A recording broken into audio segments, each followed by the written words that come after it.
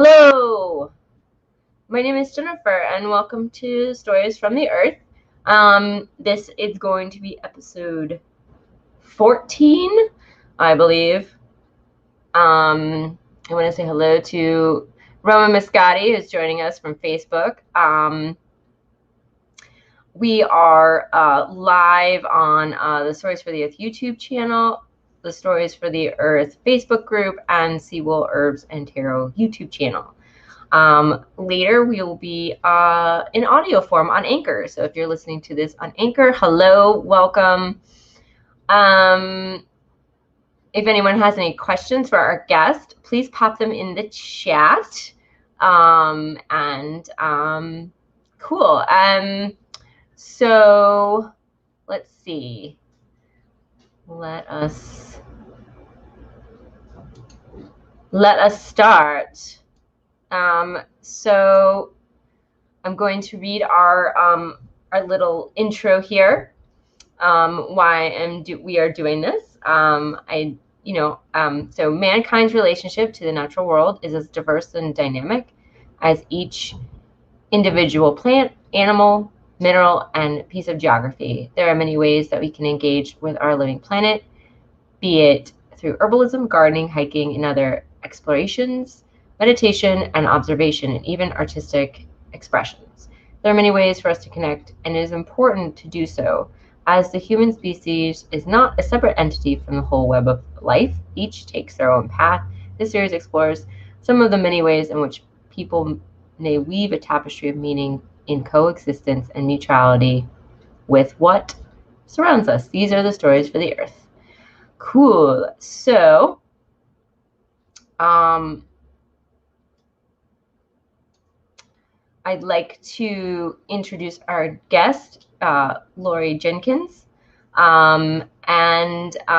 she is a herbalist, a kitchen herbalist and kitchen witch. She makes amazing herbal products, and she has a business called Sister of Mother Earth, which we'll chat all about. So let's do. All right. Hello. Hi. Welcome this morning. Snowy morning. It's snowy. We all got some amount of snow. Some of us more than others. So yeah. Yes, Roman. I know you're on you're on YouTube. Yes. We are streaming in 3 places live to make everything complex. So Roman says hello. She's watching on YouTube. So cool. Shall we jump right into it? All right. Cool. Multi-streaming, yay. Yeah. Let the computer do the multitasking, right? That's right. Oh my gosh. All right. So what was your herbal education like, and why did you decide that you wanted to pursue this path?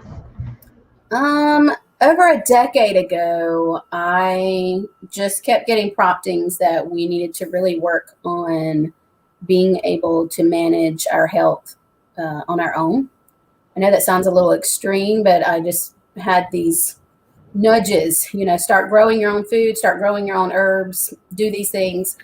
And we were big time like library people. I was homeschooling my kids, and but I had a friend say something to me about a conference that was going on every year in Black Mountain, and that was Wise Woman.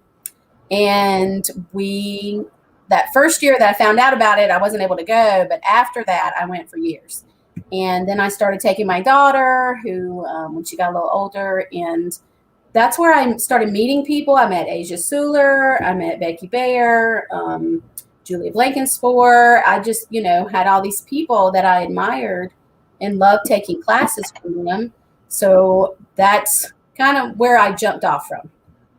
Yeah, and that's the Southeast Women's Herbal Conference. It's in Black Mountain. It's every year. This year is a strange year because of COVID, but I have attended 2 of them, and they're just a really fantastic way to like be introduced to like this herbal thing, and it's very like friendly, open. There's a lot of classes you can just sort of dip your toe in. I took a fantastic class with Juliet, and it's just like I was like, whoa, I learned like so much in like a tiny span of time. So sad right now it's not going on right now. I don't really know what's going to happen with the conference, but there are others in the country. I would love to go to the Northeast one. But that's kind of where it started, and then I took the Chestnut School of Herbal Medicine. I did their foraging course a couple of years ago, the first year that it came out. And that's where the business kind of really started, and I just kind of moved forward with that. And that same year, I took Asia Suler's plant intuitive medicine class, and that was really, really good, her course. And I think that's still going. Now I think you can actually sign up all the time now for that one. Okay. At that time, you could only do it during one time of the year. So both of those were just really,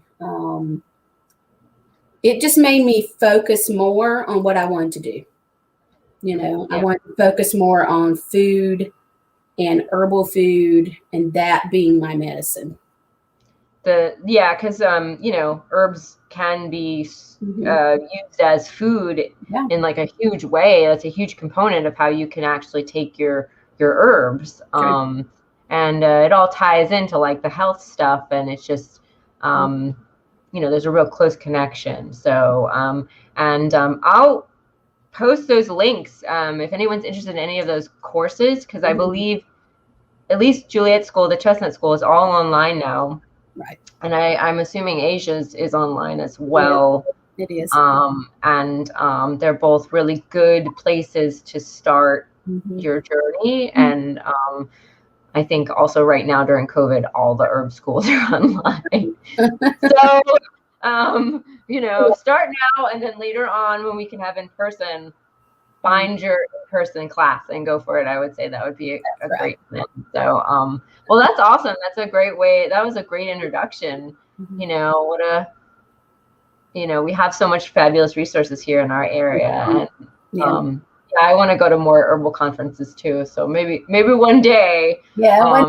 Maybe one day, and that could be like another thing for this podcast. I would definitely love to just. Anyway, I'm going off topic, but herbal conferences are really great, and I would advise anyone who's interested to grab your your closest herbal conference. And there's a bunch. There just seems to be more popping up. So so just your thoughts on what your idea of who an herbalist is and what an herbalist does. Just from like your perspective, your ideas about that. I feel like an herbalist is also a caretaker, and it's really something that out of all the herbalists I've ever been around and met, they all have that same common trait, that they are caretakers of the plants, and they're either tending their own gardens, they're either tending their own apothecary, they're tending their herbs with their community. So they're all caretakers, and that's what they're doing. And that's kind of what I feel like I do, because I started off being a caretaker of my family, right? And then kind of branched out. And for several years, I just made things for people, and I enjoyed the making medicine part. And I feel like that really hit my tending drive for being an herbalist. And I enjoy that part. I enjoy taking care of things. And I think a lot of herbalists do. Yeah, I mean, it's really funny because I also fall into that that role, especially like I find myself, so I used to work for a big brand health food store, and I worked in the whole body section, and so that was my job, is to like offer help people in that way. But I found in my new job, which has nothing to do, I'm not doing anything close to herbal stuff, which I would love to do for my whole job. But right now, I find that I'm doing that. Like people, it just happens where like I'm helping someone with her hand, and it's all like because of the work we do. Her hand, like we do a lot of grasping, and it's very physical, and her whole hand is swollen up because of the use of it, and so I'm like and she's also interested in the the herbal stuff too, but it's like I'm still acting in the same role somehow. It's just like some lady had a humongous bruise. I'm like, I'll just make you a salve, and so long story short, yeah, totally, and I get it, and I definitely see it. I think it's something that is a definite large component of what an herbalist does. So. Yeah, absolutely. Most gardeners are caretakers, and they eventually lead into herbalists. I mean, that's just kind of how that works. And I think that's part of the process with the plants with us. Little by little, our heart opens a little bit more every time we create even more relationships with each plant. And that just is the byproduct. You can't not. It's just like the plants are like, hello, we're here. And they're like super patient. They're like, oh gosh, humans are so insane. But that dandelion is still there. And it's like looking at you. You're like, okay. How you doing? Work together. I remember Karina Wood told a story about how she started out, and she was doing gardening, and they were pulling out these plants, and she was like, what are these plants that we're pulling out of the garden? And they turned out to be medicinal plants. So I was just, she was like, what am I like? Why are we doing? What's going on here? And it's just. That's true. That is true. That's what happens. That's just what happens. And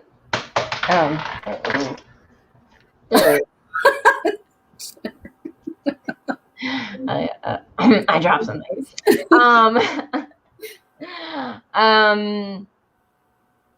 I have some ADD, so I find it's helpful to hold some crystals while I'm chatting, just to help. Like, so that was one of them, just sort of rolling away. It's fine. I got plenty. There you go. That was the tiger's eye. So what is your favorite aspect about working with plants? If we might have already answered that one, but. Well, I actually like making medicine. That's probably my favorite aspect of working with plants. I love to forage. That would be number 2. And just sitting with them. I do a lot of that. So, but making medicine would definitely be like number 1. And I enjoy learning like different uses with them and things to do. And I'm always amazed at how many things you can do with just one herb. Yeah. Mm-hmm.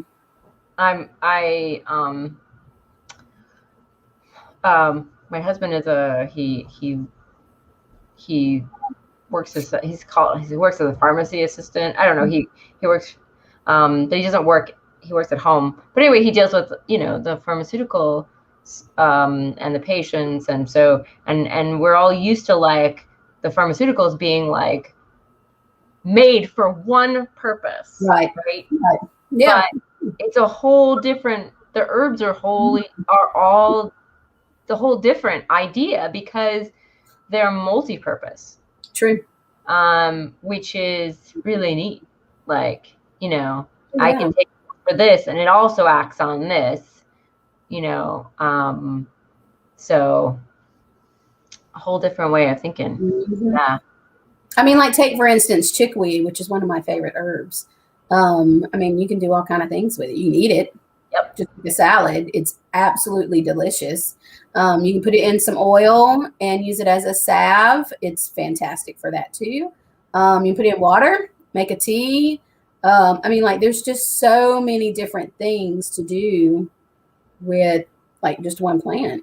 I just, yeah, I'm amazed every day. Because I'm like a student all the time. I love school. I know that sounded crazy. And no, I did too. I love school. I love learning. And just like I can tell in your house, I have stacks. Oh, do you see all the books? Like there's more. There's Yep.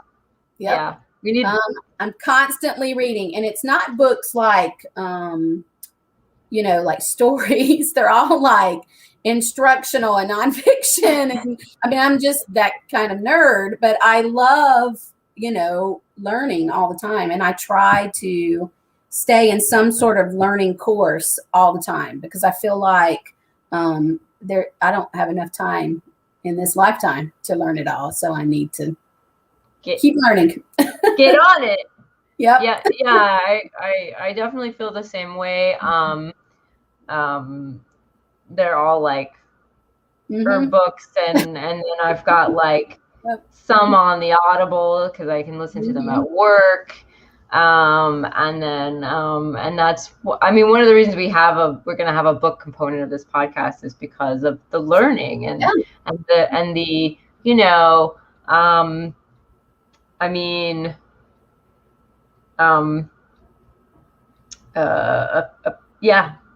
apparently, part of being a Libra is having like the big head deal, and you're always like thinking, and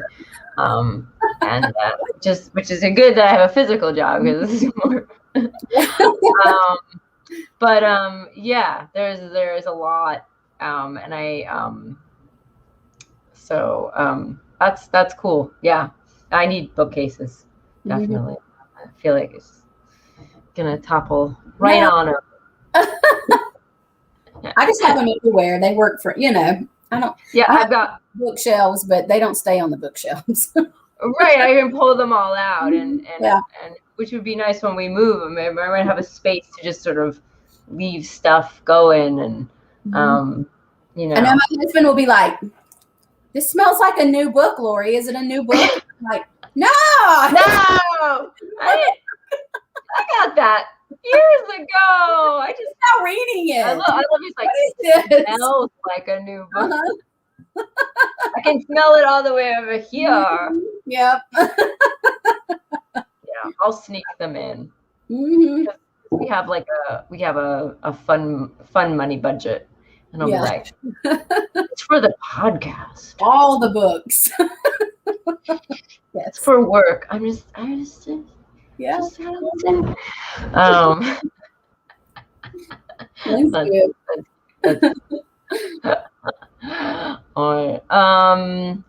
do you have like a book wish list that you like? Do you like have a list of books you want to buy or get or interested somewhere, or you just sort of like see a book and you're like, I think I'm going to get that one. Yeah, that's how it works. I used to keep a list, and then I'm like, I just buy them. I justify it somehow, and I just buy it. But I used to, like every one of them I touch within a week, so it's like, I gotta have them. yeah. I have a list. Yeah. I do have some favorites. I know that was one of the questions. You want me to go ahead since we're talking about books? Yeah, we'll just jump. Usually I do. Yeah, let's just jump on the books, and then we'll come back to the other questions. I was just asked since I think books are just an important component to herbalism, and I think it's just because maybe it's because we have not a lot of availability to like a teacher, or it's hard to, apprenticeships don't really exist Mm-hmm. in the way that I would like them to be. Yeah.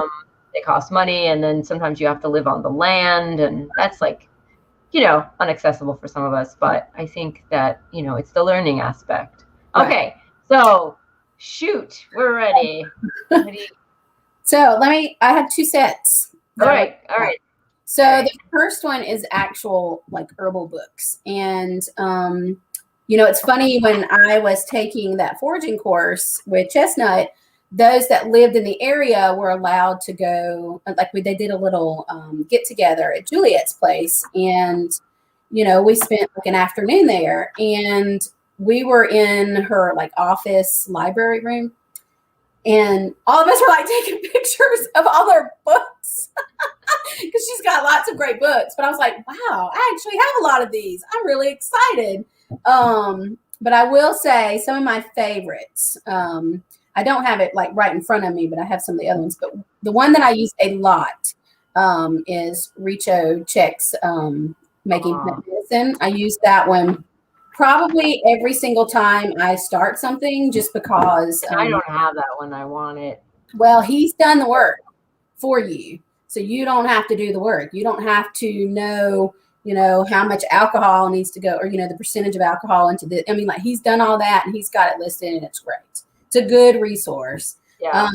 I love Abby's book. That's probably, and the reason I like Abby's book is because it's very down to earth. And I got this just a couple of years ago.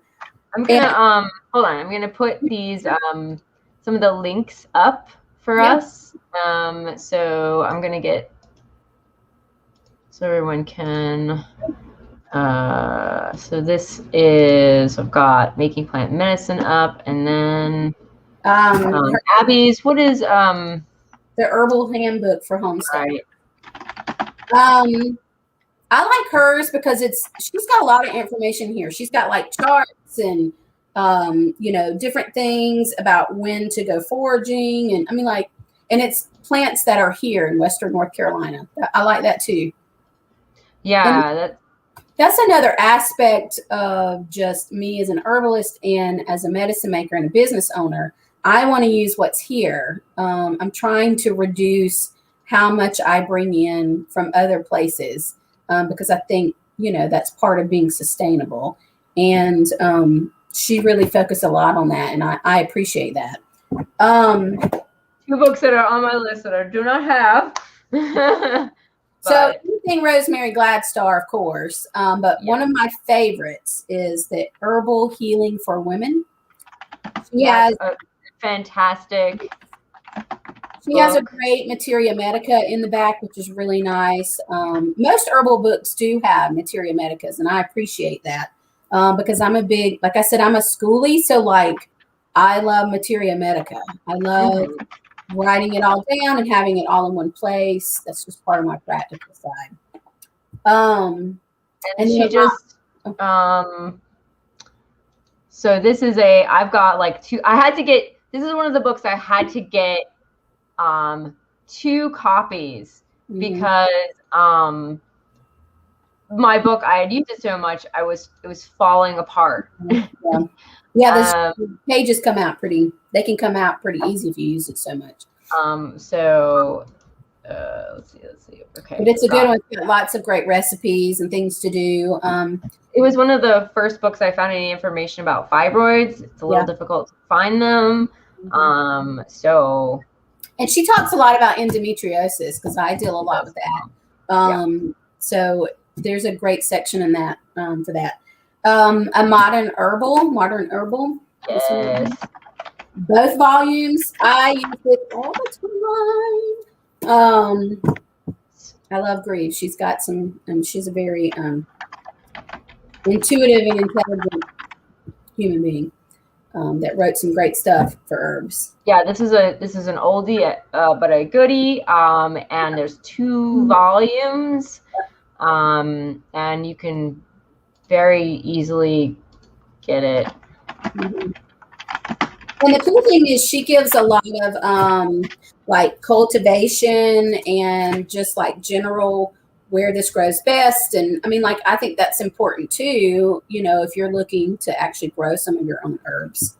And then last but not least, Robin Rose Bennett. I have several of hers. I love her very, very much. And one of the reasons that I like her so much is she does focus some on kitchen medicine, which is where I am. This is what I do. So that's the gift of herbal. The gift of healing herbs. Robin Rose Bennett. And she's come to Wise Woman several times. She's a big teacher for Wise Women. Now to go on the other side of what I do, because I do, you know, kitchen witch, I do kitchen magic. That's just what I do. I have a couple of books that I really use a lot, and I kind of go back to often. So of course, Byron Ballard's. Yes. And she just came out with a new one, and I'm going to get it. We ordered. Yes. We are going to be at least doing a chat about that on this podcast, and then we want to. We're talking. Yes. We're asking to have her on, so we'll I found out about her through Wise Woman, and I've done a lot of my genealogy, and my dad's side of the family, and he immigrated here from the British Isles and settled in Spring Creek. And when I met Byron, she was teaching a Scotch-Irish class on herbalism. And I went up afterwards and was like, let me tell you some stories. And, you know, because her family, that's the same as her family. Her family just stayed here. Mine didn't. Mine kind of scattered to the wind when my dad got a little older. But it's interesting, some of the things that I was raised on, she talks about in a lot of her books. And I never even realized that was, you know, I don't know. I just thought that was just the way it was. So, I mean, her books are very, very informative, and they're very easy to read, which is what I like. You know, for most, you can sit, like I sat down in one night and just read this one. I mean, they're just super easy to read, but those are really good books to have, especially a lot of kitchen magic. And I feel like that's a good place to start. Yeah, and especially if you live in, we got to get comments. Yeah. Do we have comments? No, I am just doing, I'm doing links. Oh, good. Okay. Everything. Yeah. Hello, Bobby. Oh, we did have a comment. Okay. Bobby's on. Smoky Fantastic. Welcome. We are doing books today. So, yeah. So this is Scott Cunningham.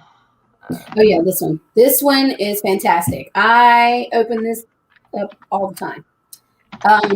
And it would be lovely if, like, I could remember everything I read, but I don't remember. That's why my books are everywhere, because I'm like, wait a minute, what did that do again? You know, because I just don't remember. So it's nice to have these books. I also have this one right here, which is a really fun book.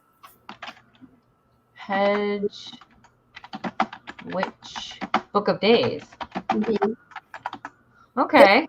This one's a good beginner's. Like, you can, it gives like each month and the correspondences for it, and just some activities and recipes that are really good. And then there's also another book, and Full Moon Feast. I don't know if the gal that wrote this book, no, I take that back.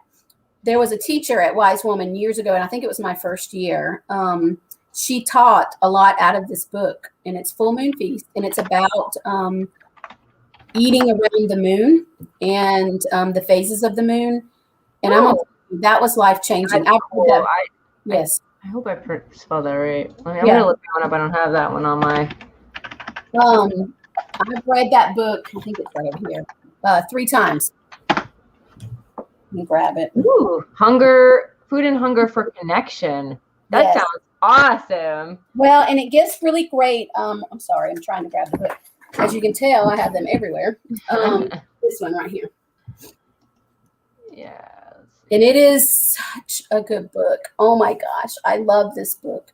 In fact, one of my kids gave it to me for a holiday gift, and they wrote like this really sweet message in it about cooking and being mindful and intuitive. And, you know, I have several friends who are very, very intuitive with their food. And that's medicine in itself. It definitely, I have digestive, and it's a large component is food. Yeah.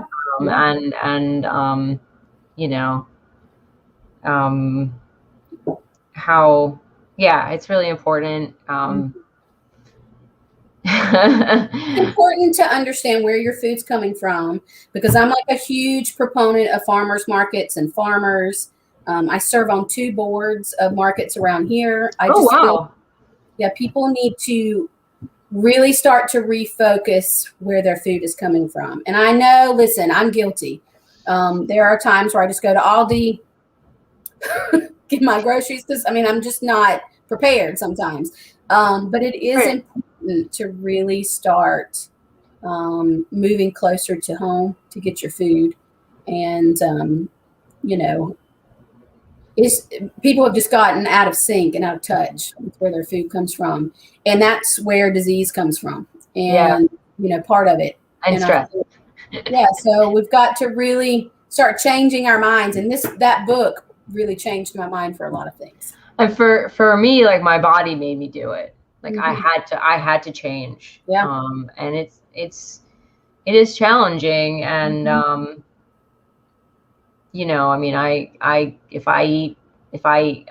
really have a very, like, veggies and some meat. And I eat seeds and I eat nuts, and I have a little bit of millet bread.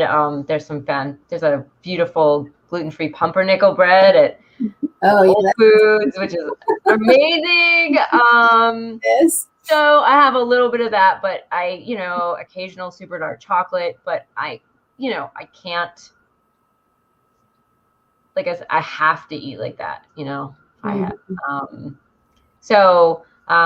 but for everyone else, so, like, it's like, it looks like I'm being super good and super, like, on it, but there's a huge reasons why I can't cheat. I can't, I have to do this way. So, but for everyone, and it's still hard. I'm like, hey, I want that pizza. Oh, we had to work some overtime at work, and they had pizza. And I can't have it. So one of the ladies was like, there's pizza in there. I'm like, yeah, I know. And she's like, and brownies and cookies. And I was like, I can't have any of that. Yeah. I'm like, thank you for rubbing in the cookies and the brownies and the, and then she's like, there's peppers. And I'm like, are they hot? She's like, yeah. So she was really digging deep on she's like, you can have the pepperoncinis. I was like, no. Bad day. So, I'm just eating my food, which, it's like some chicken and some veggies and some flax and some, which is good food, but it's still very hard to. It's still hard. Yeah. It's still hard. But I think this book is really good because I think we're so removed, like, and I don't think we really even realize it. The first time I saw Brussels sprouts in a stalk at the grocery store. Yeah. That's so cool. I didn't even know it grew like that. Like, so awesome suggestion. Awesome book. I would love to check it out. Yeah. So, do. Cool. Worth the money. All right. Was there any more? I don't think I brought any more out. Oh, wait a minute. Yeah, I did. So this one is a great book, even though I don't identify as pagan. Ancient Ways. So this goes through the wheel of the year, and it gives some great recipes. It also gives just some different things that you can do throughout the year, especially in the kitchen. Women did a lot of things in the kitchen back then. We still do, but times were a little different then. And that's a really good book to focus on the changing seasons and the wheel of the year. And I use it a lot. Again, it can help reconnect us. Even if, you don't identify as as Mhm. Pagan. Yeah, yeah. Yeah, that's important. Cool, awesome.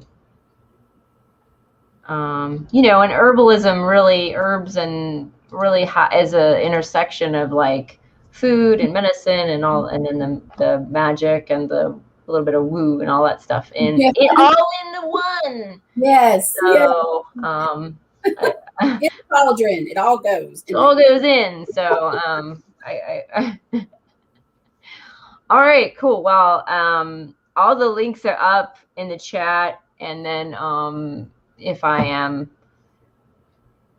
able to, I will put them in the description later on. That's but they are up, and so those are awesome. I do love how like you've got all the angles sort of great. nicely covered. Yes. And I do always like new ones to add to my list. Yes. So and then all right. So what is the most challenging thing about working with plants? Timing. Timing Is the biggest thing for me, and I'm sure it is for a lot of different herbalists, especially those that have businesses dealing with herbs. Right now it's just me running my business, and in the beginning, I had time to forage and I had time to do these things. And because, you may have time to forage, but you always have to take into account the processing time. Yeah. And especially if you are harvesting enough for a certain amount of time, you've got to have time to process. And I know last year was a real challenge for me. And I learned some things last year because, when COVID hit, my business got busier, and it was just very overwhelming. And typically in the springtime is when I do a lot of my foraging, and sometimes even before the markets open. And last year it was I almost couldn't do that. I had to really source a lot from other places, and which is not bad either.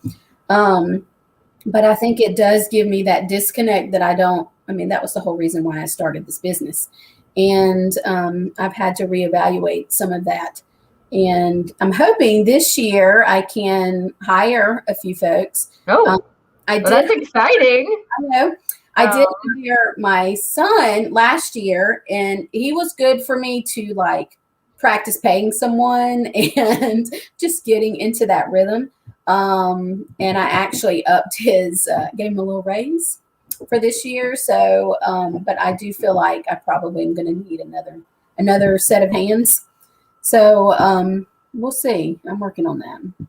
Yeah. I think one of the issues or one of the things that, I've run into is there's a lot of people who want to do herbalism, but the jobs are not there. So that is exciting that you would be able to take on and pay somebody else. That's great. So that you can do that wild crafting that you want to do. Because you're right. Like most of us want that one-on-one interaction, or in a group, face-to-face. Definitely. And obviously with COVID, we couldn't do it. But even before that, sometimes you're right. You have to either go live there, or it's a lot of time that you have to give, which you need to if that's what you're doing. But you don't have it. You either got to work, you've got life. Kids. Yep.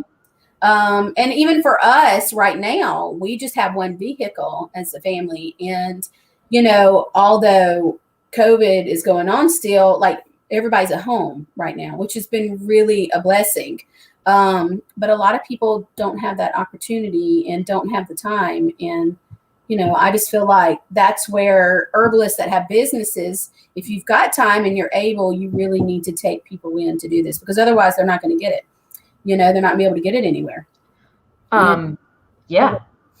So, that's kind of my thing. And I do have people occasionally that will contact me and say, hey, whenever you start looking for someone, will you keep me on the list? And I do have a list. And when I'm ready for that, I'll just send it out to them and see if they're still interested. I'm going to put my name on the list.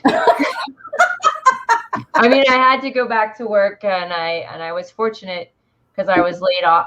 I had worked a job where I was working for 5 years, and I had just transitioned into another job before COVID. And then, of course, I got laid off, and I was off for 5 months, and I was just like, what am I going to do? Unemployment's running out. I was lucky to find the job I'm currently working on and they're super busy. Just fortunate. So I am totally working. I'm totally working outside the house. I am like, my husband is working from home, which is good. But yeah, I would still want to be on the list because herbal, the herbs are where are where my heart is and where I want to be, so I get it. And now I actually need the help. In the beginning, I wasn't as busy. I didn't have as many, customer, it's the beginning of a business. Right. But now my product volume has gone up and I really need just a couple more hands. So we'll see. I'm working through all of that right now. We'll see. We'll talk later. Yeah. Even if it's like one day here, one day there. Right. I mean, for me, anyway. Yeah. Yeah. Okay. But that's awesome. If anyone is interested, contact Lori. So don't take my spot, but whatever. But yeah, that's really great and very exciting. Because that's one of the reasons for the podcast is that I think people have a lot of questions about, like, I get the herbal education. What do I do with it? How do I proceed from, there and you and us Savior shrubs. Yeah. They're growing, and I think that they're going to be able to probably take on some more help at some point, and so that's really exciting. And so hopefully we'll just grow this herbal jobs and everything. So. And it's not, when I first started, I'm just like, make medicine. That's what I want to do. But, I'm a very right brain person, and this left brain life has been really difficult for me, and I've made some mistakes. But, it's a lot of work, especially in this area, because we have so many good herbalists that are making and doing. And, you just really have to make your way, and sometimes it's hard. And the good thing that I've noticed about this area is that everybody's very welcoming. Everybody's very supportive. Most people are wanting to help the other person because they understand that mission, because they have it as well. So, but those first few years were really hard. I was gone all the time. And I did a lot of work, but you have to if you're going to make it a business. Yeah. I can make the medicine, but the business part, because I had an Etsy shop. It's on vacation right now. I'm not sure what I'm doing with it. I had people really like my products and everything else. It kind of I never sold enough to get sort of over that hump, and of course then I had a health crisis and everything else. But and then I remember I was wholesaling to a shop downtown, and I couldn't meet her demand, and also I had a hard time finding help. Like, I was like, hey, just people that I was working with at my day job, and they were interested. I'm like, I'll teach you stuff, and you'll help me, and it'll be good, and you'll learn. But they'd always fall through. Right. I guess it was just something about, like, I'm not saying everyone's like that. Right. But it was just when it started. Right. No, I totally like just who I was, just happened to, like, have come up to me and say, hey, I'm interested, and I don't know why. It was just some bad luck, and and everything else. And so it just fell through because, so I needed help. I couldn't do it on my own, even though I was only working at my other job part-time. It was too much because it takes a lot of time.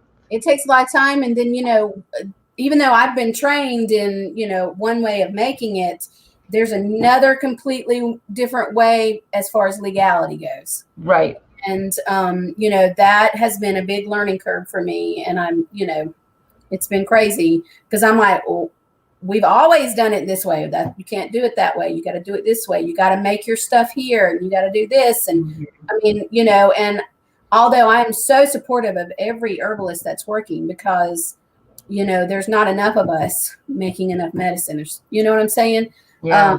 There's a lot of people that need medicine, but if you're going to make it a business, you got to do it right. And because the world is not a very fair place. No. And people are not fair and not honest. And, you have to really be careful, especially if you're making stuff at home and trying to sell it, you got to be careful. And, that's the way I started in the beginning when I first started making my own medicine. I was making stuff at home. But now, especially now that I'm in some bigger stores and some grocery stores and things like that, you can't do that. You just absolutely, right. And it's hard. That transition from moving from making stuff at home. That's what I could not do. That's the big hump. That's the hard hump. And, it took me, some really working out to get through all of that. And that's another thing, like, as herbalists, we want to make all the things. All the things. Like that was one of the hardest parts is like, what do I make? I can make so much stuff. For me, like I'm good with salves. I'm good with lip balms. I'm good with body care. So that's the direction I took, oils, infused oils. I'm fantastic at making fresh infused oils. Good. They're very tricky, right? Yes, they are. But I mean, that's what we want to do. We want to make all of these things because we love it. And that's how I started. When I was going to farmers markets, I had all this stuff on my table, but I wouldn't sell enough of each different one. So I took test drive with Mountain Bizworks 2 years ago. Oh. And that was probably one of the biggest things that catapulted my business because I had access to all these different coaches. And I would be like, oh, hey, I want to know more about this. And they'd put me with someone. And, well, anyway, we narrowed down to what I was making. Now, within what those things are, I do make different blends. But I really focus on, the oil, vinegar, honey. Those are my things. And, I do have some things that I sell for wholesale, but I had to really tailor down to my main products because when you start adding in all these other products, you're losing money. Yeah. As a business, you're losing money. And then it's like that, whole thing. If you're not going to be good at, if you spread yourself out too thin, you're not going to be good at anything. And I think all of us find our little herbal niche. Like over time, we're like, oh, I'm really good at lotions, or I'm terrible at I can do lotions. I'm really good at oil and water. Oh, wait. No patience. Just, or someone's really good at tincture making, or someone's really good at like, like the salves, or there's other, or like dry herbs, like, but let us jump ahead again. Since we were talking about your business, let's just, so tell us, your business is called Sister of Mother Earth. So tell us about your business, how and why you started it, how did the name come about, and then more of like what products you make, and just since we're already chatting, let's just go further.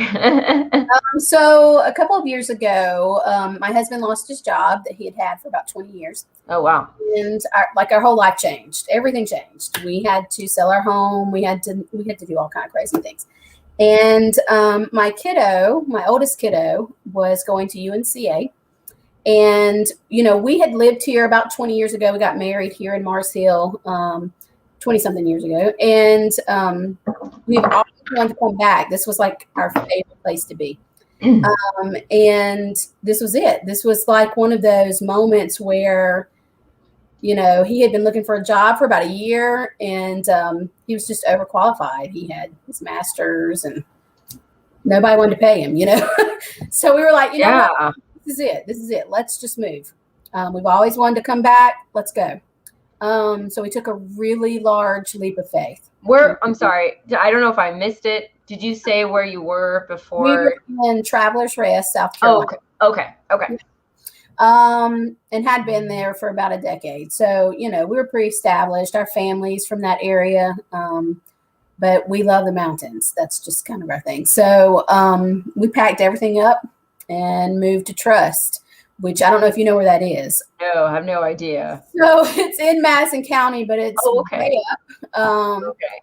And it's right next to the Tennessee border, and it's very near Max Patch, and which was one of my fave places to go. And like, I fell in love with that area. But anyway, you know, that's kind of where it started, because I was kind of stuck at home. It was the winter of 2017. I don't know if you remember that winter, but it was real snowy and real cold. Don't remember. Yeah, it was crazy. And I just remember, like, my husband would be gone during the week working somewhere else. And it was just me and the two younger kids. And I just was scheming. That's where I signed up for Juliet's thing. And, you know, I just said, okay, I've always wanted to do this. I don't know what I'm doing, but we're going. You know, we're just, because it was the kids were older, and I just felt like I could put that energy and time into building this. So I loved foraging. That was probably one of my biggest things. And I loved food. So it was like, okay, let's put the two together and bring foraged foods to the markets.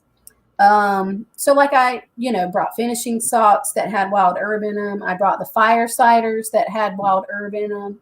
I did a lot of different stuff, honeys that had herbs in them, and kind of started there.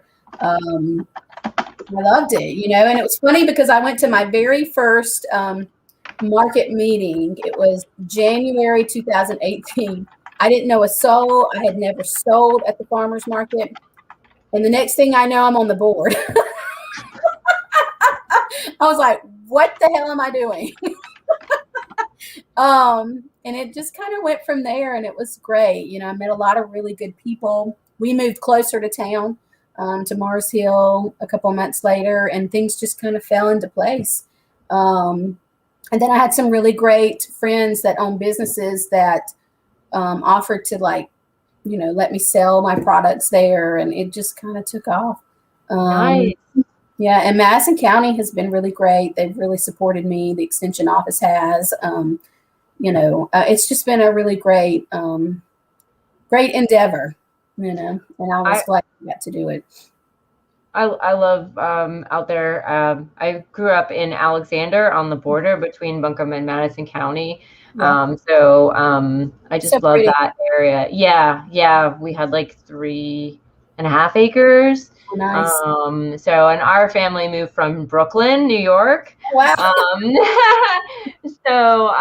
You know, but my mom had a garden, and we had like goats and chickens and just all kinds of stuff. And I ended up just, it was a tiny bit of adjustment, even though I was 9, and then I fell in love, and that's it.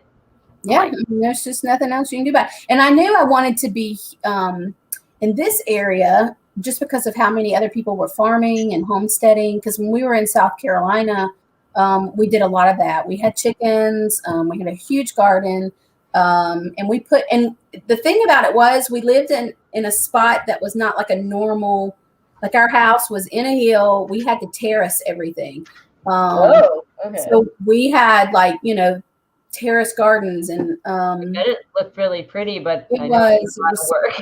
I was very sad to leave it. But we produced a lot of food out of that garden.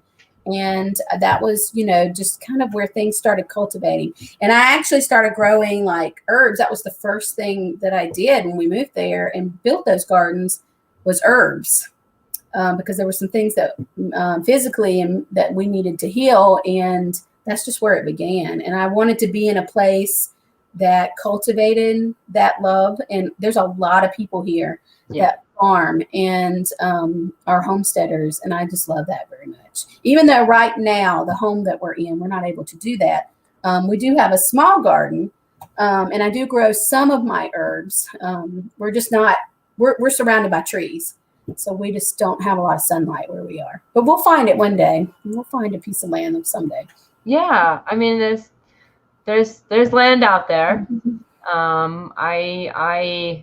I mean, I'm in town right now. I've got a couple pots on our balcony. That's good. Yeah. But I mean, one of the houses we're looking at has like an acre of land. But when we moved here, our neighbors were very welcoming. Mm-hmm. You know, the weirdos from the Yankees. That's all right. You know, so you know, it was just like, you know, they really did like embrace us, and then we became part of the community. You know, so I think that that sort of rubbed off with the herbalists and the herbal community in this area as well, even if they have come in from out of town. You know, it sort of feels like a convergence because we've got like several herb schools and like all kinds of stuff. We have a very biodiverse area. So it's like the people came because of the plants were here. Oh, I know. Like, it's funny how I'm like, because we used to grow mushrooms. We enjoyed doing that. And in fact, we really do have a great place to do that here. But I'm like, you got the woods and the. Mm-hmm. But I'm like, there's so many great people, you know, harvesting mushrooms and selling them. And I'm like, I'm just going to support them right now. I just need to let somebody else do that besides me. I can do something else. Yeah, just like ferments. You know, I love fermented foods and I love making fermented foods. Sometimes I'm successful, sometimes I'm not. But I'm like, you know what? I know so many people that make really good ferments. I'm just going to let them do it. You know, I mean, and even tinctures, you know, even though I've got several that I make for us, I don't spend a lot of time doing that as much as I used to. I'll let somebody else do it and just support them. Just because you know, we've got to really work on where we put our energy, you know, and like I said, as herbalists, we want to do all the things. All the things. Like our default, you know why. We should not do that. No, we should not do that. It's like majoring in school, you know, you got to major in something. Correct. Which would help if we had like an herb school that was more designed like that. So then people would actually like be like, yes. You know. Anyway, so how did the name come about? Well, my kids were I actually came up with that name years before the business started. Oh, okay. And my kiddo drew like this. I don't know if anybody remembers, but I had, you know, a different label a couple years ago. And my oldest kiddo actually drew that label, and I paid somebody to actually make a logo out of it. But I wanted it to be a little witchy. I wanted it to be something connect with Mama Earth, and I wanted it to feel sisterly. So that's just kind of how it came about. And I've had it a long time, so I love it. You know, and you know, it's funny because the people who mostly comment are older men. They'll go, Sister of Mother Earth. So like, you're her. Are you the aunt or something? I don't know. They say crazy things, but it's always like men that say that. They just get tripped up. Women are like, yeah, I get it. You know, whatever, you know, but I get it totally. But yeah, I do feel like it's like a community type thing. And, you know, that's part of the business aspect because, I actually have a lot of other people's products in my products. And I feel like it's very important to create that community. And I feel like that name encompasses that because we're all here on this earth together. And typically, like I said before, herbalists are caretakers. So we're all caretaking together. That's right. Yeah. Mm-hmm. Yeah. So you did mention briefly about some of the products that you make and sell. Could you go into like some more details, some more specifics? Yeah. About that? I make several fire ciders, and it's interesting because I don't know if it was Rosemary.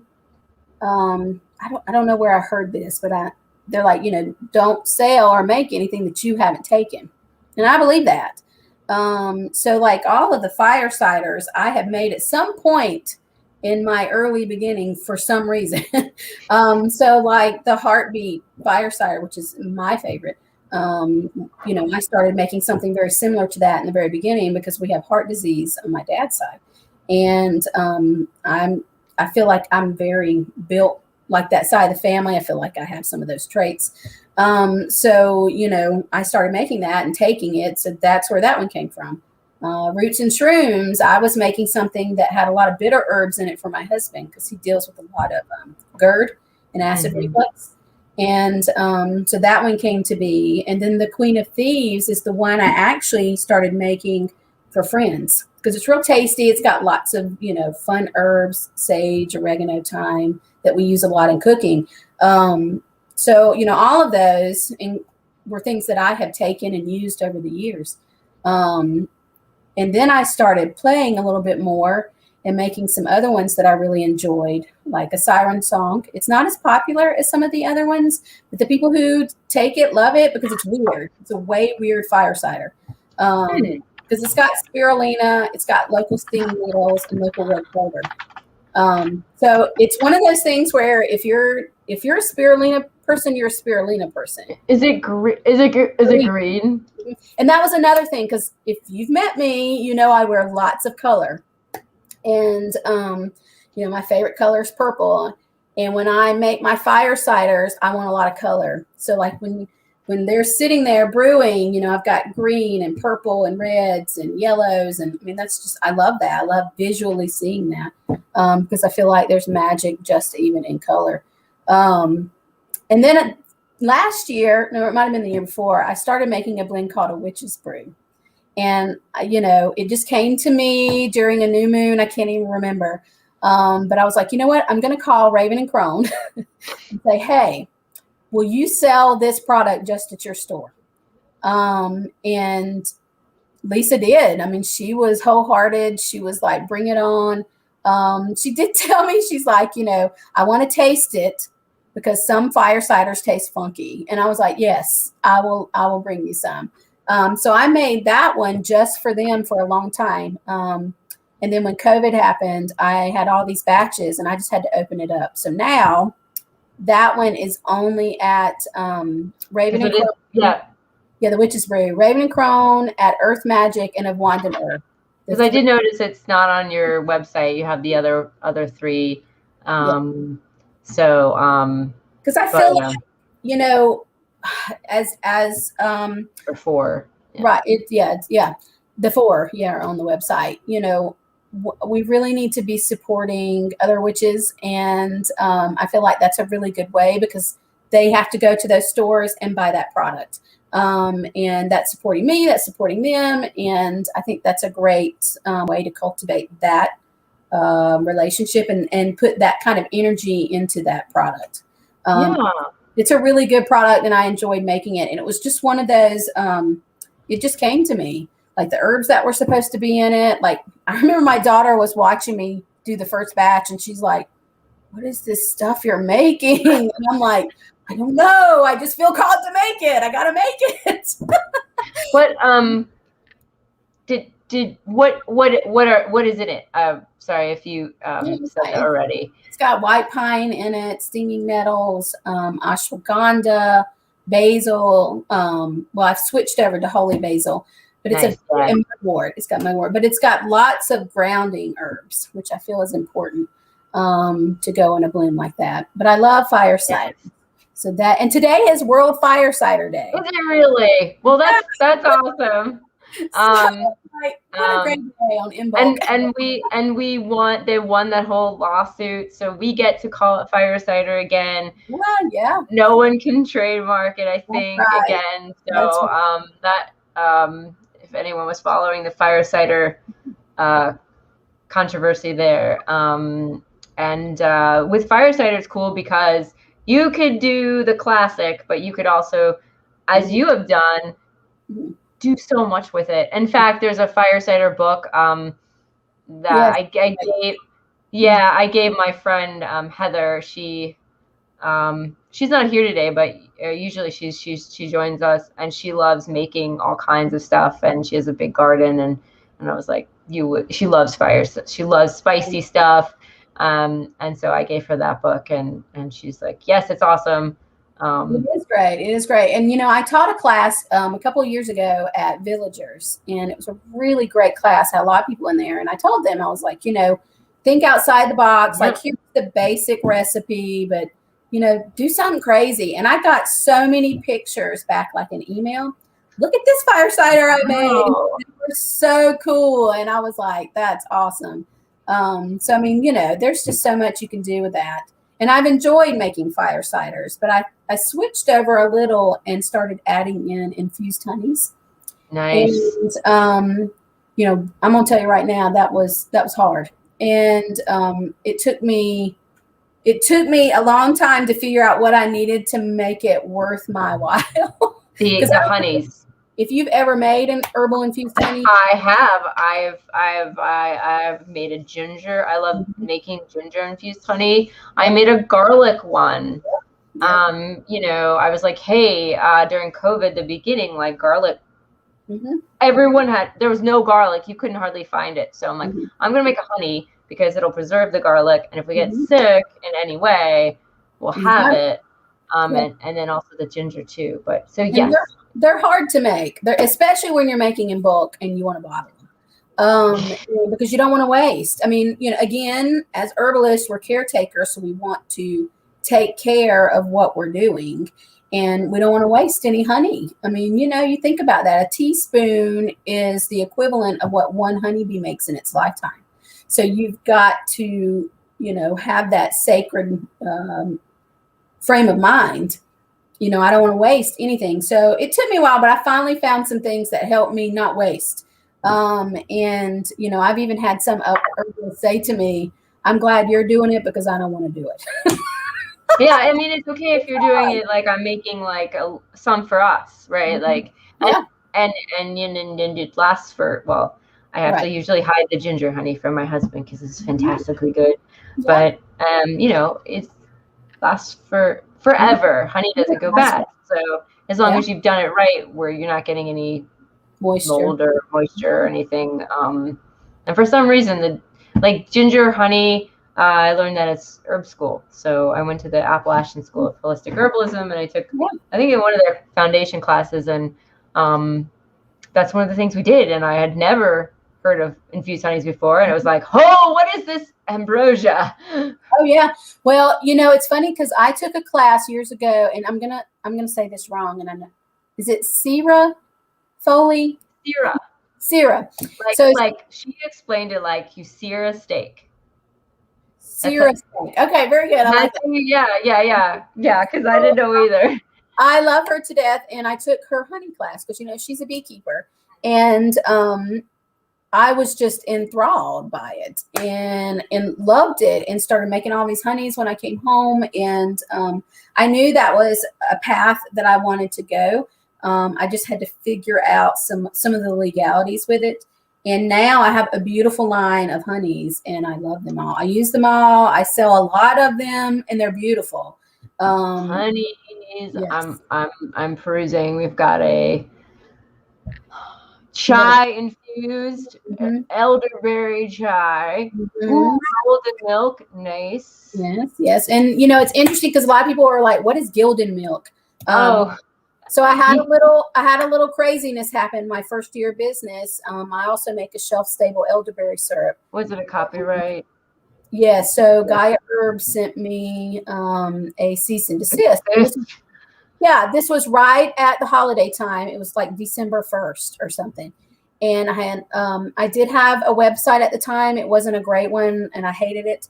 So I didn't do a lot of upkeep on it. But anyway, I don't know how. They took a picture from when I was at Mother Earth News Festival. And they were like, you have to take Gaia off. And it really pissed me off because, at the time, fire cider was not, we couldn't use it. That yeah. So I had chosen this goddess form to be like, because the name of my fire cider was Gaia's Fire. And like the elderberry syrup was Gaia's Fruit. And, I was just trying to really focus in on the goddess form energy. And, they sent me a 3-page list of all the terms that I could not use. Oh my God. Yeah, I even contacted Mary Blue, she was one of the 3 fire cider people with Rosemary Gladstar, and said, I need some help in having, how to deal with this. And she gave me some very good advice. And I did change everything, but you know what? What came out of that was even better. And I had to focus on a new energy. And I chose the kayak, which was also a Celtic goddess that I, already had some ancestry with. So it really opened a door for something else that I was pleased with. Oh, right. Okay. But I did that with golden milk because golden milk is trademarked. And I did not know it was, actually. And I did not want this to happen again. I would love to be able to, do something with all my names, but it's so expensive and I just can't. So I'm hoping that if I can focus on words because gilden is the old English word for golden. Golden. And I knew what it was, Yeah, but just because I'm like, oh, obviously anything that looks like gold, it's like, oh yeah, there's a milk afterwards, and my brain likes to, put things together in weird ways. So like, but see, that's part of the whole legal world that nobody sees, on the outside. But we deal with every day on the inside. When we're making products, we have to make sure we're not copywriting somebody else's, or if you are using something that someone else uses, don't get caught.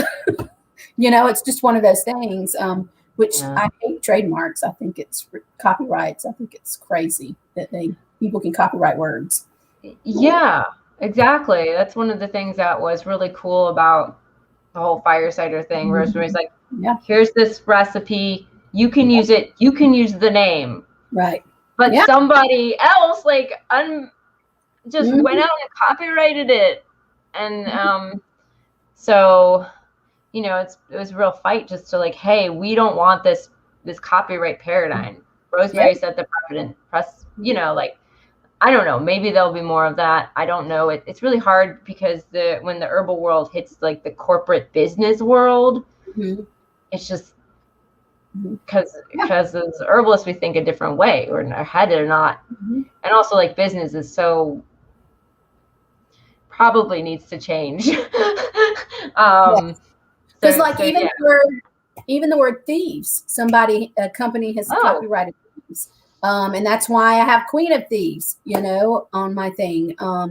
I'm just telling you, it's crazy. Like I had to do a lot of work, and I changed during that time, but I feel like it happened for a reason because I had to really do a little bit more research on my names and words. And so that takes, I'm glad that happened. I'm glad we got that letter, even though it was a pain in the ass for a little while, because I had to change all labels. I had to do all this stuff.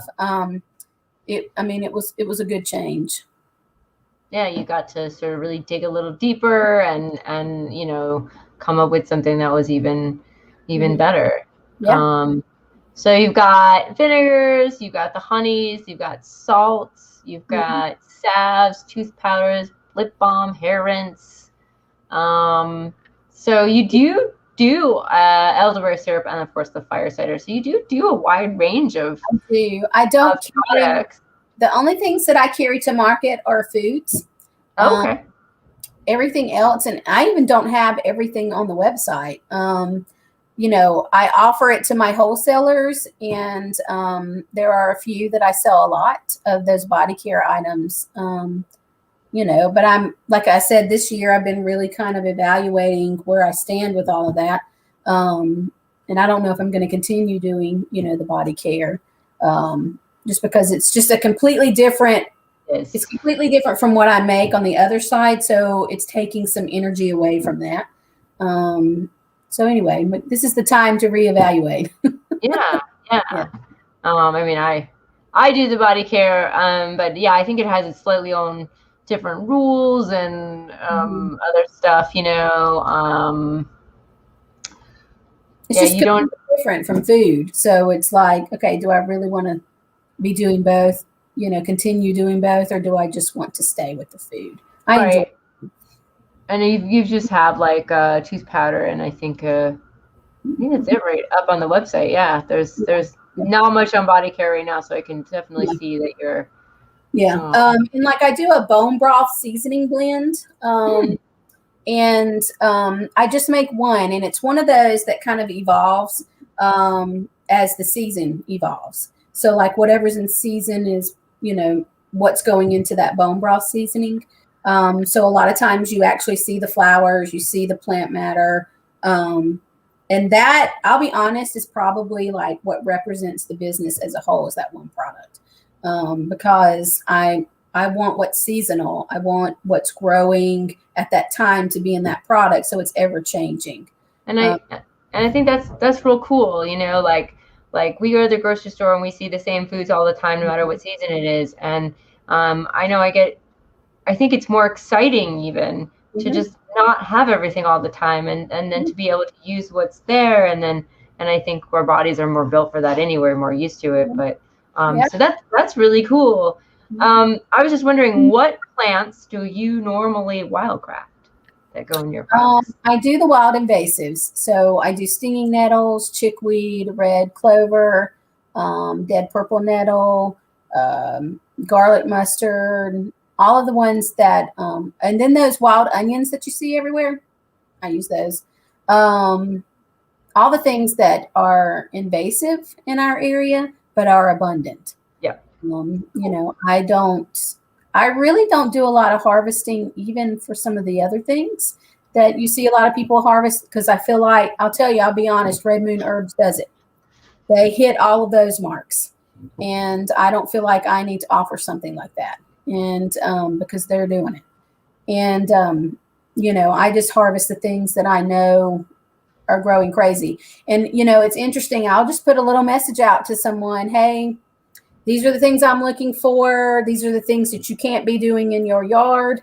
Can I come and harvest? And that's what I do. I go to farms. In fact, I'm going to do chickweed at the end of the week at a local farm that I always go get it at. Wow, I have seen a little bit of it, so I know. Yeah. Oh wow. Yeah, so chickweed already. Oh, chickweed! I've already harvested chickweed. Oh, okay. So it's like it loves this time of year, and I use it in a lot of products. I use it in my tooth powder. I use it in my Spring River fire cider that only comes in the spring. I put it in my bone broth seasoning blends. I mean, I use a lot of it. So I try to just take it as it's growing, and I try to only take what I can process at the time. Yeah. That's a big deal, processing. Because I made many mistakes in the beginning. I would bring baskets of food in and not be able to process it all, and that just broke my heart. I'm like, I got to do better. Right. Yeah, because you gotta collect it, and then usually immediately you have to do that processing. So it's like another step. I mean, for me, like I do the chickweed oil and a lot of my products, and it's always hard for me to find like a good patch, especially because I'm in town. And then like the land that I usually wildcraft, my friend, she's out in Canton, so like I'm like, is there chickweed? Can I find it? Last year I did daylily salt, and I just put a thing out and said, hey, I'd love some daylilies if anybody's got some. And there's a gal that I know. She goes, I have this huge patch. We don't do anything with it. And I'm like, bring me a bag full. And that's what I did. I just feel like, we all have access to things, and we just have to ask. Most people are willing to let you come and take. I did that with elderberries. I had a hard time sourcing elderberry local. And I had a place, and I could tell other people had been harvesting there, and it just got decimated, which is very usual around here. And I just put a little thing out and found someone, and she actually does the harvesting for me, and she'll just bring me the elderberry. Wow. That's great. Yeah. Yeah. So, you just got to ask. People have stuff growing everywhere. You just got to ask. I think before doing these interviews, like I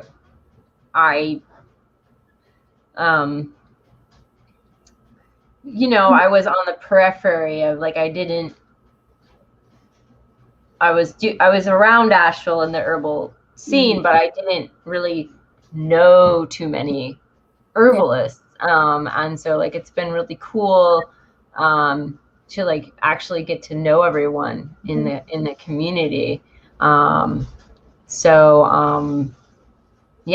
It's a good way to meet, more people. I mean, and then it's fun because they're like, what are you doing with this? And you get the opportunity to teach somebody about this wild food, which is even more important to me, I think, sometimes than just the business itself. Because one of my very first experiences where I started being a little more adventurous and asking people, like I would drive by, I'm always on the lookout for places. And I drove by in South Carolina, this home one day, and I mean, the entire yard was filled with violets. And I had never seen that many violets in one spot, So I jump out of the car, and it's this older couple. They were in their 90s. And one of them was like cutting the grass. Oh, no, stop cutting the grass. So I said, hey, would it be possible if my family and I came back a little bit later today and picked some violets? Do you spray your yard? And we went through the whole thing. She's like, nah. She goes, I would love that. And then like she sat out there with us for a good bit of the time, and she's like, tell me about this. What do you do? And like she ate some. She goes, I feel so naughty. It was so much fun. And I thought, you know what? People have just forgotten. They have.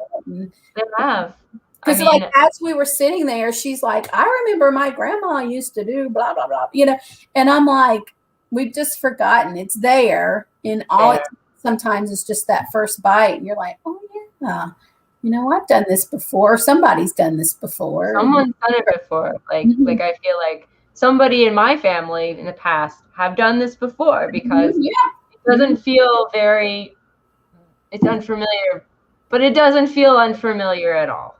Because we get so used to just doing all the modernized things. And it's funny because I was with my grandmother one day, and we were in her kitchen. She cooks green beans, the best I've ever seen. And we were just talking about stuff, and we were talking about ferments. And I said, I need to find a stone that I can sit in the top of my jar to help with ferment. This is when I had first started doing that. And she goes, it's interesting that you say that, because I remember my grandmother, she would always say, the beans are for the body and the stone is for the soul and the spirit. And I'm like, what are you talking about? And she's like, she goes, my grandmother, like her grandmother, always put the stone in the pot with her beans. And she goes, in fact, I have some of that stone. And because she had several pieces of this stone, I don't know what they are. I have it now. But she was like, she did that all the time. And like, they know these things, but they have just forgotten them. They've gotten so, we get into this groove of just the modernized world, and we forget. But, we've lost that connection, and it's been devalued. And so that the maybe the person that their grandma, like your grandma's, maybe she's like, yeah, I remember my grandma doing this, but like, she's not doing it. I'm not. Yeah, like why didn't she do it? Why wasn't it passed on?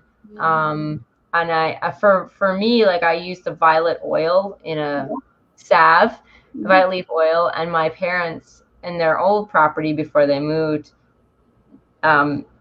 we had this row of forsythia bushes, and all the violets grew underneath, and it was amazing. Yeah, because I would just like go and I, wait until I was like, don't weed eat it.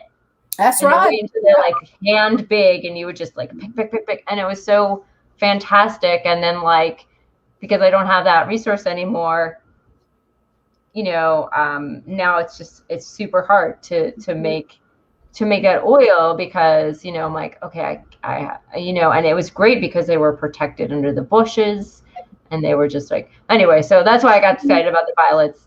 And you knew where they came from. You knew, Mm-hmm. that's another thing, because, you really have to start asking those questions. What's around you? What are you putting on your yard? What do you do? You still got to ask all these questions, because, people are putting all kind of crazy stuff in their soil, Yeah. Yeah. All the chemicals and everything else. So, like that's just a wild crafting,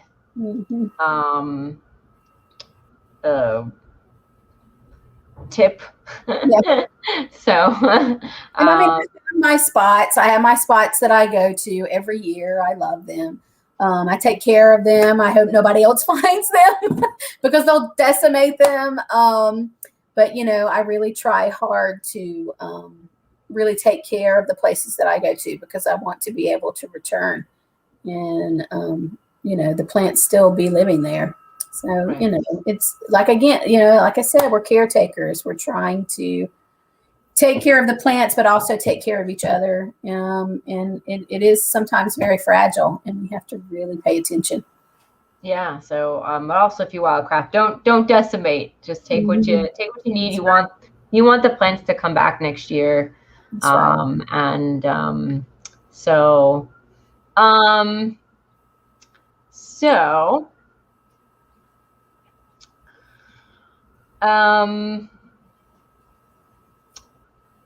what is your favorite tea, and what tea blend are you drinking right now? I believe you mentioned you love tea. I do love tea. I have two that I love. One right now specifically, like I just finished it, is white pine. That's one of my favorites this time of year. Just because it really helps with the respiratory system. It's really tasty, and it's very abundant. Do you do the needles? The needles, yes. The needles.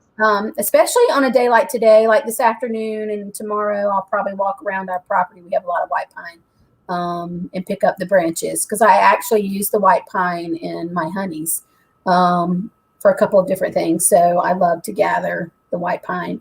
But that's a really tasty tea. It's so delicious. There's another one that I drink almost daily. It's called Didn't It Rain? It's an herbal coffee substitute. Oh.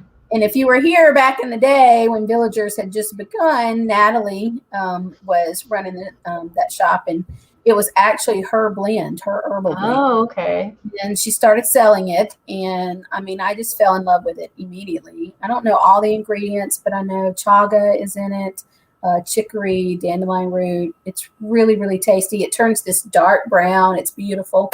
And then, Kendra owns Villagers now, so she's been selling it.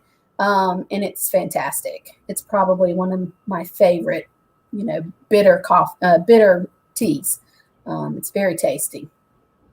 Cool. So I have it every morning. And I've never been a coffee drinker. I'm not a coffee person. But that is a really good substitute. Yeah, and I think I saw a thread on Facebook recently about making coffee substitutes, and some people's successes and failures, and how to do a good one. And well, I remember Natalie telling me the story behind that, because she goes, I was addicted to coffee. Natalie was like a huge energy in my business when I first started, because she saw me from the very beginning, because I would drive up from South Carolina to her shop and get all my bottles and like earth, because she had a big bulk apothecary there. We just became friends and just started talking more. And she told me the story that she's like, I was so addicted to coffee, like I would drink it all day long. And I'm like, that is not good. She goes, no, it was not.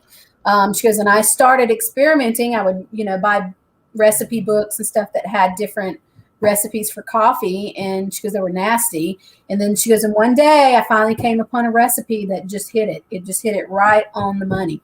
And she goes, I just started blending it up, and it was perfect. And she's right. It's a really tasty blend. Cool. Yeah. So she got off of coffee with it, which I thought was pretty impressive. Because not many people that are coffee drinkers want to give up their coffee. Yeah, I'm not a addicted coffee drinker. I do drink coffee. It's to help with my digestion. Yeah. Straight up there. Well, maybe you should try this one because it's got some serious roots in it that are really great for digestion. I mean, yeah, maybe like sort of make an addition to it, because I could always use that support for actually on that note, what is the blend called? Didn't it rain? Didn't it rain? Mm-hmm. That's what it's called. Didn't it rain? Didn't it rain? Didn't it rain? And I noticed that the villagers had moved, or they're not in West Asheville anymore. Yeah, I think. Well, Kendrick closed at the end of last year, just to kind of reevaluate and redo some things. So I don't really know her plans, but if you reach out to her, she's got it, so she can. I mean, she'll send it to you. That's cool. That's cool. So if anyone's looking, it's at Villagers. Yeah. Villagers. This is, you can look up this on the website. You can look up their website.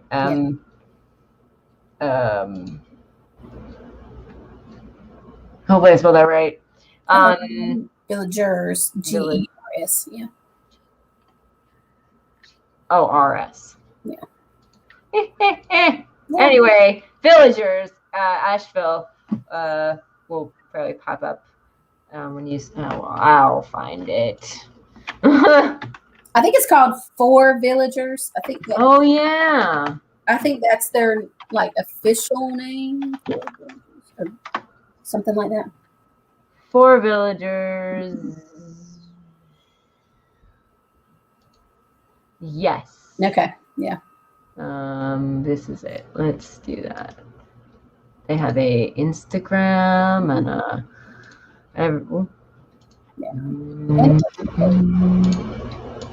okay, that's in the chat. So yeah, forvillagers.com.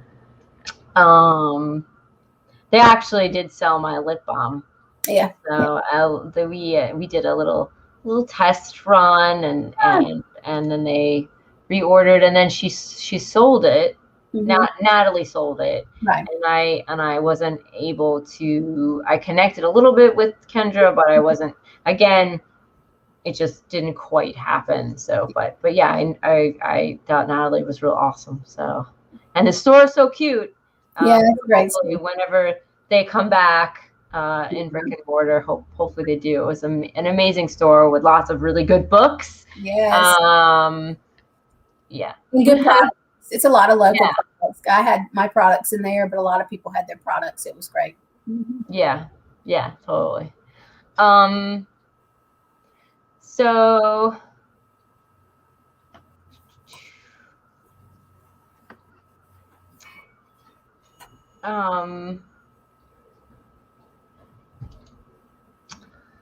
just there's a couple more questions, and then we'll wrap up. Okay. What are your hopes in regards to like the future of herbalism? Where would you like to see this herbal thing going, evolving into? I don't something for the. What are your hopes for the future? I would love for it to be. I would love for us to catch up with the rest of the world. You know, I don't know why all of a sudden, the United States decided herbalism is like crazy and we should be doing something. We should be making synthetic medicine, and that's better. I would love to see a little bit more acceptance.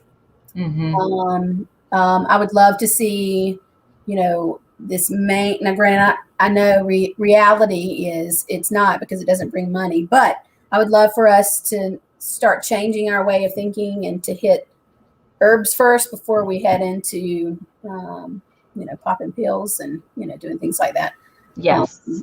Our frame of mind needs to change. Especially with food. Our relationship with food needs to change as far as that goes. So, there's a lot of things that need to change. I'd like to say I'm optimistic, but I do have a little bit of realism, that's just not the way it's going to be, because there's a lot of big money in big pharma and things like that. And we just have to keep educating.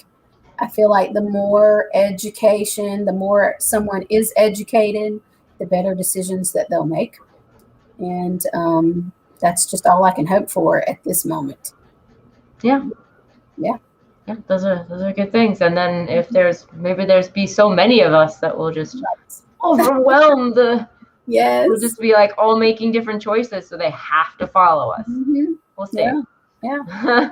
Absolutely. Herbal sneak attack. That's right. We just got to start small and keep doing it and keep doing it. And I feel like at some point, we'll begin to remember again. Yeah. All of us will begin to remember again.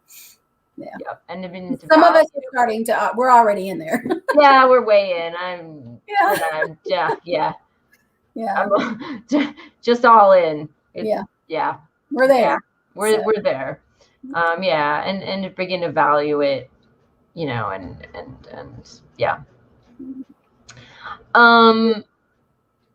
In this so in this crazy times, I feel like I've heard that a lot. Yeah, it's real crazy right now. It's always crazy, but it's real crazy right now. Mm-hmm. Are there some ways in which you connect with the natural world or I didn't write this question right. Anyway, I think I understand what you're saying. Yes, I had it written a better way, and I've somehow messed up with this wait, hold on. I've got it. Yes. Tell us some ways in which you connect with the natural world and or stay grounded in these crazy times. That is what I meant. Yes. And already your business does connect you to the natural world. Mm-hmm. I would say like this last year, it hasn't been as much as what I was doing before, as far as like foraging and stuff. I have kind of outsourced some. A lot of times as a family, we go to water. We always try to find water. That's one of our biggest grounding things that we do together. I do try to get out and walk a lot. If it were up to me, I'd love to walk every day because I feel like I need to clear my mind every day. Mm-hmm. But that's not always reality. So those are definitely two big ones that we use a lot of. And then another one is we have a lot of houseplants, and I know a lot of people do right now. I try to tend to those. That gives me a little bit more, I'm touching the green. Mm-hmm. I feel like that's important too. But the only way, and I hate to say it like this because then now I sound like, I don't know, doing something crazy, but really you got to get outside. Yeah. And you got to get away from the phone, and you kind of have to be quiet for a little while. That's really one of the, not the only way, but the best way to ground and to clear your mind of what's going on in the world. Because, again, we're back to the caretaking. We want to take care of everything, and we can't sometimes. Mm-hmm. And we can't fix everything, can't heal everything. And it can be very overwhelming, what's going on in the world. And you just have to separate yourself from that for just a few moments a day, if you can. And get outside. And even if you just walk out your door and stand on like your grass. Right. I mean, you don't have to take like long walks. You don't have to sit on the porch. Yeah. I mean, like we have these rocking chairs on our porch, and like I love to sit out there and rock. It's just, and even though we're pretty close to a pretty busy road, we're up in the woods and up above it, and we have a lot of wildlife up here. And I just love to just sit out there and watch them, and no phone. Sometimes I'll take a book and just kind of separate myself from all the technology. Yeah. It's been, I mean, for me, like I need to, it's best if I could get outside Yeah. every day. But it's been challenging Mm-hmm. of late because of the cold and also my work schedule. But it was super. One of the things I changed during my health journey, was getting outside and, Yeah. and I was just thinking about, man, I need to just get outside today. Mm-hmm. Take the opportunity to just, and even if it's just like 30 minutes outside. Yeah. I mean, I do a lot of deliveries during the week, and a lot of them take me up to Boone, and I love going up there, but I always take a moment. It doesn't matter where I am. Sometimes I'll come back through Linville Caverns to go down to Asheville, and I will always get out and just kind of look at the river and look at the rocks, and just always, it never fails. I always stop. Because that's important, I mean, even if you can't plan a specific time, just take them when they come, and just take those moments and do some deep breathing and just kind of focus on what's there in front of you instead of your phone or where you need to be next. Yeah, get up. I mean, I feel like, it's, you need that space. You need that headspace. You need, people just need it. Yeah. I mean, yeah. All right. So, I think we're gonna wrap up here. Thank you, Lori, for joining us today. This was an amazing conversation. All of the links to Lori's website and Instagram, they're in the description. And then hopefully I'll add all the books and everything else to it, so that if you want to check any of those out, you can, or you can just like scroll up to the chat there. Yeah. But it's, I want to make things easy. So, please, if you haven't already, please join our Facebook group, Stories for the Earth. You can follow us on our YouTube channel, Stories for the Earth.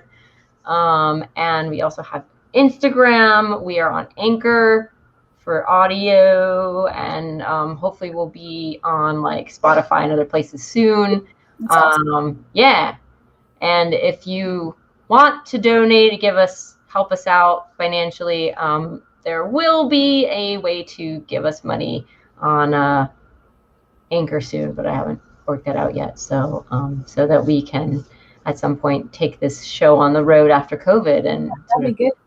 Go visiting, and even possibly take some trips with you, and not disclose any foraging locations. Yeah. Yeah, and it would be more about how you forage and stuff like that. So I think, anyway, so we've got good plans. But I hope everyone has a awesome day, and we will see you next time. Yeah, thank you. Bye. Thank y'all.